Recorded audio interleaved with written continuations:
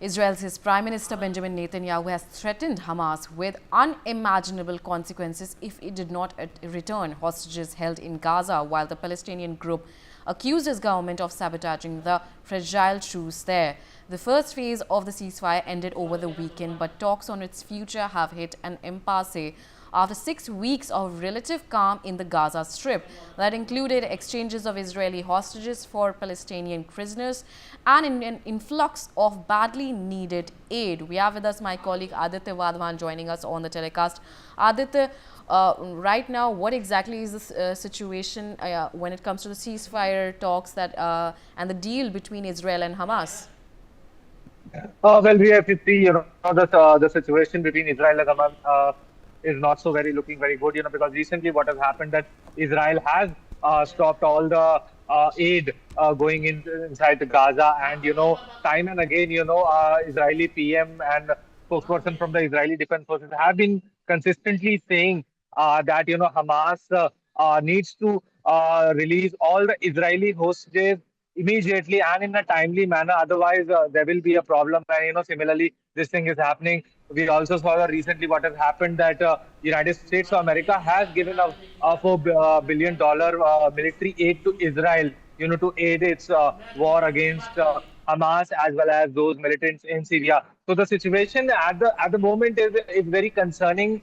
I mean, because Hamas also has rejected the Israeli request for the Israeli claim for extending for extending the ceasefire. So there is a disagreement and distrust between both the sides, if you see, so which is adding to the pile up. So it needs to be seen from here on how the situation unfolds and what happens in the times to come. Yes, Ria.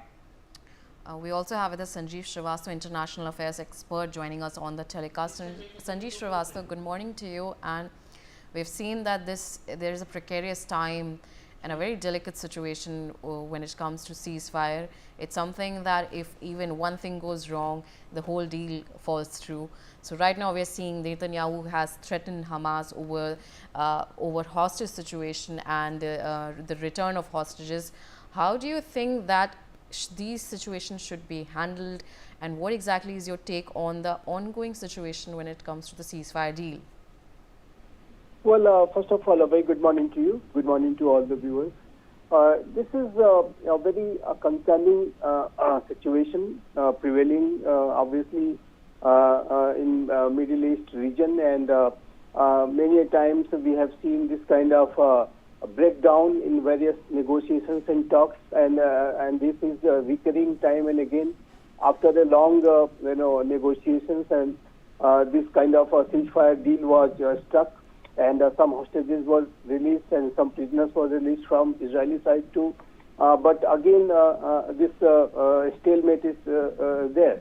So I think this is a matter of a concern, and this raises a lot of questions about the prospects for peace and stability in times ahead, and uncertainty is still prevailing, and this uncertainty is coming because of the various new developments, new ideas which has been proposed, like a Gaza plan of President Trump, and when this ceasefire deal process was being implemented, during that time only this new Gaza plan of President Trump came, when he said that the United States of America will take over Gaza, and the people of Gaza will be resettled into neighboring countries. So new statement that if the deal is broken down, then there will be serious consequences,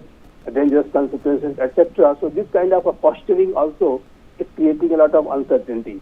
See, any deal, any kind of ceasefire deal can only be sustained if it is done through a constructive mindset. But if it has a lot of uncertainty, a lot of threats and intimidation, etc., then I think such deals will not go through for very long. So I think this is a matter of serious concern, and in my assessment, the second phase, which was being supposed to be negotiated, in such kind of a situation, it looks difficult that a second deal will be a second phase deal will be successful. So I think for any kind of second phase of a ceasefire deal, if it has to be negotiated, it can be only done with some kind of a constructive atmosphere, which unfortunately at this point of time appears to be missing.